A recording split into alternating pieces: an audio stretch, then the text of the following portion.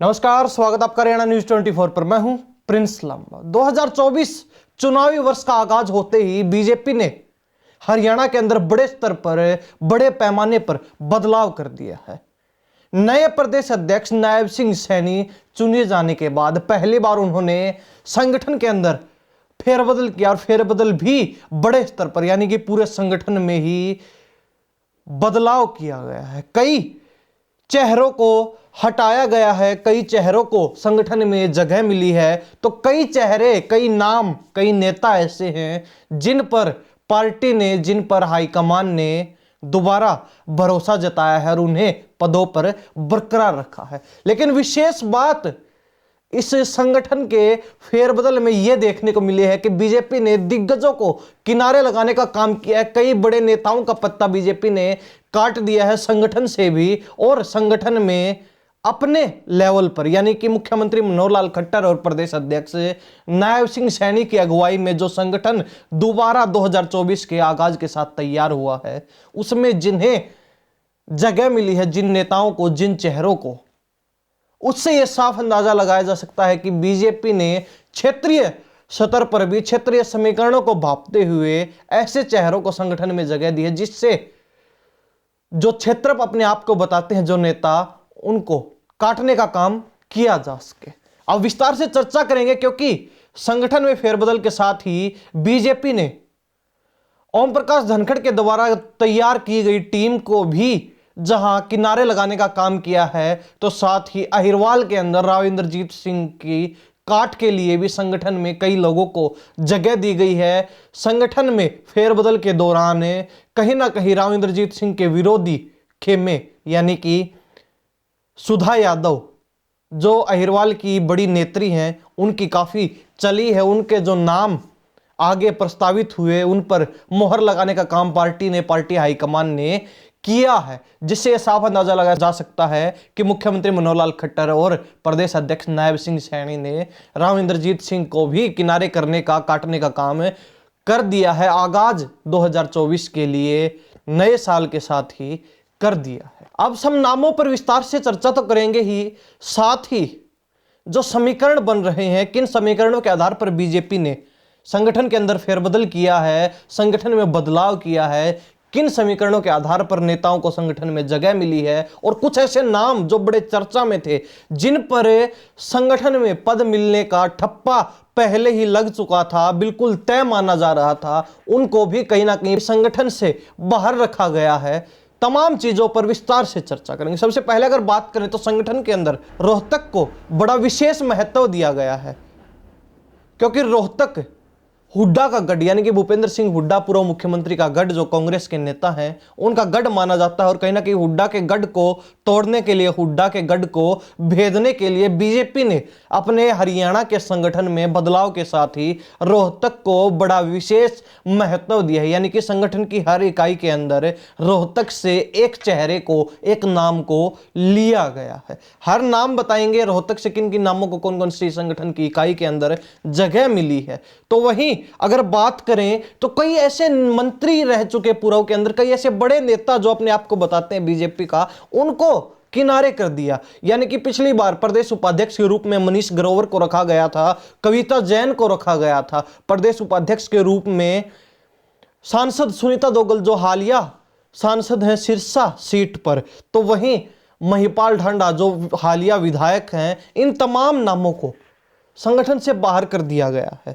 पवन सैनी, जो महामंत्री रह चुके हैं, एक्स एमएलए रह चुके हैं, पूर्व में विधायक रह चुके हैं, उनको संगठन से बाहर कर दिया गया। तो वहीं महामंत्री पद से एडवोकेट वेदपाल को हटाकर अब उपाध्यक्ष बना दिया गया। तो वहीं मोहन लाल बड़ौली को दूसरी बार महामंत्री बना दिया गया। यह बड़ी विशेष चीज है। अब अगर नामों पर गौर करें तो प्रदेश उपाध्यक्ष 7 बनाए गए हैं बीजेपी के द्वारा। सबसे पहले बात करें तो करनाल से एडवोकेट वेदपाल, पानीपत से कृष्ण लाल पवार सांसद को प्रदेश उपाध्यक्ष बनाया गया है। पंचकुला से बंतो कटारिया, गुरुग्राम से संतोष यादव, गुरुग्राम से जीएल शर्मा, फरीदाबाद से विपुल गोयल और रोहतक से सतीश नांदल।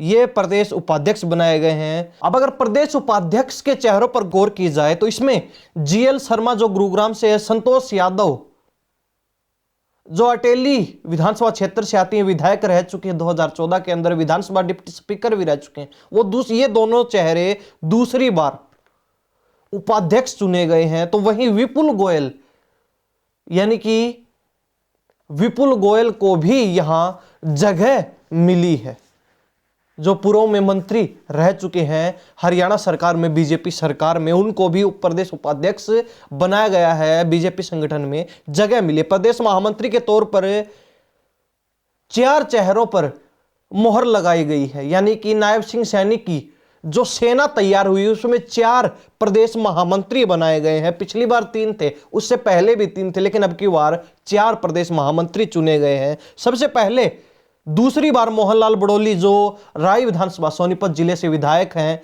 उनको प्रदेश महामंत्री बनाया गया है। सुरेंद्र पूनिया जो हिसार से आते हैं, उनको प्रदेश महामंत्री चुना गया है। अर्चना गुप्ता जो पानीपत से आती हैं, उनको प्रदेश महामंत्री, और वहीं फणींद्र नाथ शर्मा, इनको भी प्रदेश संगठन में महामंत्री बनाया गया है।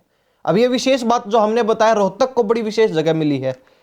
प्रदेश उपाध्यक्ष के रूप में सतीश नांदल जो रोहतक से हैं, महामंत्री के तौर पर फणींद्र नाथ शर्मा जो रोहतक से है। अब प्रदेश सचिव की अगर बात करें तो सुरेंद्र आर्य सिरसा से, कैप्टन भूपेंद्र सिंह हिसार से, गार्गी कक्कड़ गुरुग्राम से, राहुल राणा कुरुक्षेत्र से, नसीम अहमद नूह से, रेणु डावला रोहतक से और उमेश शर्मा सोनीपत से। यहां भी रोहतक से बड़ी अहम जिम्मेवारी मिली है रेणु डावला को, जो रोहतक से है प्रदेश सचिव के तौर पर। तो वहीं बात करें सुरेंद्र आर्य जो पिछली बार प्रदेश उपाध्यक्ष थे, तो वहीं बात करें राहुल राणा की जो युवा के प्रदेश अध्यक्ष के तौर पर काम कर रहे थे, युवा अध्यक्ष के तौर पर हरियाणा में काम कर रहे थे, उनको प्रदेश सचिव बना दिया गया है। कार्यालय सचिव की अगर बात करें तो गुलशन भाटिया को बरकरार रखा गया है उनके पद के ऊपर कार्यालय सचिव के तौर पर, जो रोहतक से आते हैं। तो वहीं भूपेश खुराना को सह सचिव बनाया गया है रोहतक में प्रदेश कार्यालय में। सोशल मीडिया के रूप में अरुण यादव को प्रमुख बनाया गया है, जो गुरुग्राम से आते हैं। तो वहीं कोषाध्यक्ष के रूप में अजय बंसल रोहतक और वरिंद्र गर्ग सह कोषाध्यक्ष पंचकुला से चुने गए हैं। जिला अध्यक्षों की अगर बात करें तो आधे जिला अध्यक्ष बदले गए हैं, तो आधे जिला अध्यक्षों को ज्यों का त्यों बरकरार रखा गया है। यानी कि सीधी सी और साफ तौर पर स्पष्ट बात कहने की यह है कि ओम प्रकाश धनखड़, जिनको कुछ समय पहले ही हटाया गया है प्रदेश अध्यक्ष पद से और उनकी जगह नायब सिंह सैनी को प्रदेश अध्यक्ष हरियाणा में चुना गया है, बनाया गया है, जो मुख्यमंत्री मनोहर लाल खट्टर की पहले पसंद थी, और मुख्यमंत्री मनोहर लाल खट्टर की पसंद पर हाईकमान ने ठप्पा लगाने का काम किया। तो उसके बाद अब ओम प्रकाश धनखड़ के द्वारा तैयार किए गए संगठन को, ओम प्रकाश धनखड़ के सिपा सालार को संगठन से बाहर का रास्ता दिखा दिया गया है। चाहे उसमें कार्यकर्ता हों, चाहे उसमें वरिष्ठ लीडर हों, चाहे उसमें पूर्व में मंत्री रहे लोग हों, चाहे हालिया वर्तमान सांसद और विधायक ही क्यों ना हो, तमाम चेहरों को, तमाम नामों को, तमाम नेताओं को संगठन से बाहर का रास्ता दिखा दिया गया। जिस प्रकार हमने शुरू में ही आपको बताया, मनीष ग्रोवर पूर्व में मंत्री रह चुके हैं, कविता जैन पूर्व में मंत्री रह चुकी हैं, उनको संगठन से बाहर कर दिया गया है। सांसद सुनीता दोग्गल जो वर्तमान सिरसा सीट पर सांसद हैं, उनको संगठन से बाहर कर दिया गया है। महिपाल ढांडा जो विधायक हैं वर्तमान में पानीपत ग्रामीण सीट से, उनको संगठन से बाहर का रास्ता दिखा दिया गया। पवन सैनी जो प्रदेश महामंत्री थे पिछली बार, उनको बाहर का रास्ता दिखा दिया गया है। तमाम ऐसे नाम हैं जो ओम प्रकाश धनखड़ के बड़े करीबी हैं, कहीं ना कहीं कुछ नाम ऐसे हैं जो ओम प्रकाश धनखड़ के सिपा सालार हैं। अगर तमाम चेहरों को, तमाम नामों को संगठन के अगर अंदर देखा जाए, जो बदलाव हुआ उसको अगर देखा जाए और भापा जाए, तो स्पष्ट तौर पर यह कहा जा सकता है कि बीजेपी ने, और बीजेपी में भी मुख्यमंत्री मनोहर लाल खट्टर और नायब सिंह सैनी ने अपने अनुसार संगठन को तैयार किया है, और कहीं ना कहीं एक तीर से कई शिकार करने का काम प्रदेश के अंदर मुख्यमंत्री मनोहर लाल खट्टर और नायब सिंह सैनी ने कर दिया है। कहीं ना कहीं ये नई सेना नायब सिंह सैनी की तैयार हो चुकी है, जो इस चुनावी वर्ष में बड़े जोर शोर से संघर्ष करने का काम करेगी, कहीं ना कहीं विपक्षी दलों का, विपक्षी नेताओं का टक्कर लेने का काम करेगी, अपने पार्टी को मजबूत करने का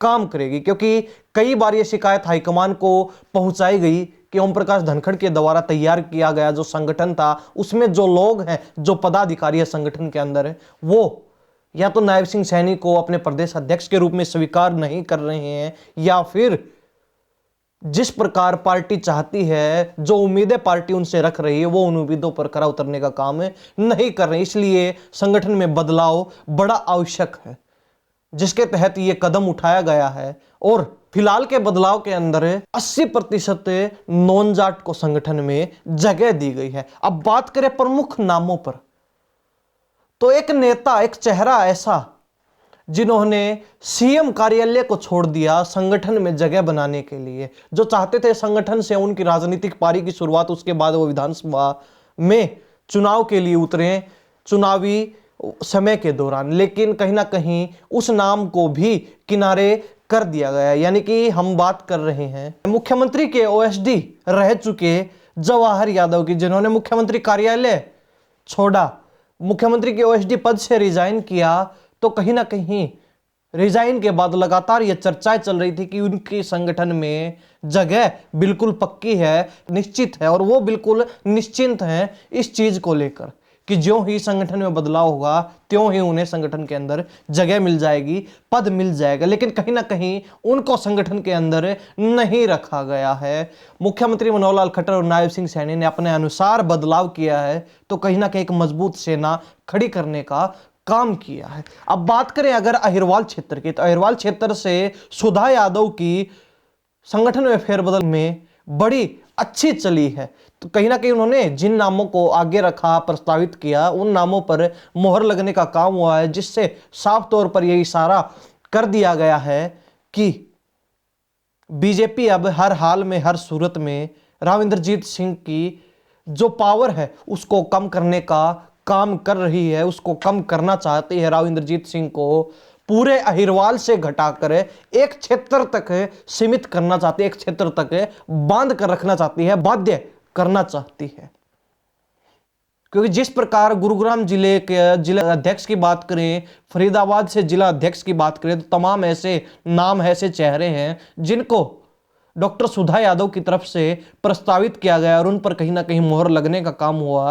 राव इंद्रजीत सिंह के द्वारा जिन नामों को संगठन में पद देने के लिए आगे रखा गया था, उनको कहीं ना कहीं दरकिनार करने का काम किया, उनको हटाने का काम किया। राव इंद्रजीत सिंह के किसी भी कार्यकर्ता को संगठन के अंदर, किसी भी करीबी को, चाहने वाले को संगठन के अंदर जगह नहीं मिली। तो कहीं ना कहीं बीजेपी ने रोहतक को बड़ा विशेष स्थान देकर संगठन के अंदर एक नई रणनीति तैयार करने का काम किया है, एक नई रणनीति के तहत काम करने का मन बनाया है। क्योंकि जिस प्रकार प्रदेश उपाध्यक्ष की बात हो, प्रदेश महामंत्री की बात हो, प्रदेश सचिव की बात हो, कार्यालय सचिव की बात हो, या फिर कोषाध्यक्ष की बात हो, तमाम पदों के अंदर रोहतक को स्थान मिला है। रोहतक के नेताओं को, चेहरों को, रोहतक के नामों को जगह दी गई है, जिससे यह साफ अंदाजा लगाया जा सकता है कि रोहतक को लेकर, रोहतक जिले को, रोहतक क्षेत्र को लेकर बीजेपी पूरी तरीके से गंभीर है और कहीं ना कहीं रोहतक में अपनी जड़ें मजबूत करना चाहती है, ताकि भूपेंद्र सिंह हुड्डा की पकड़ को कमजोर किया जा सके, भूपेंद्र सिंह हुड्डा की नींव को कमजोर किया जा सके, और रोहतक में भी हुड्डा के गढ़ को तोड़कर, हुड्डा के गढ़ को भेद कर बीजेपी फतेह हासिल कर सके। कहीं ना कहीं इसी रणनीति के तहत रोहतक को विशेष जगह संगठन में दी गई है।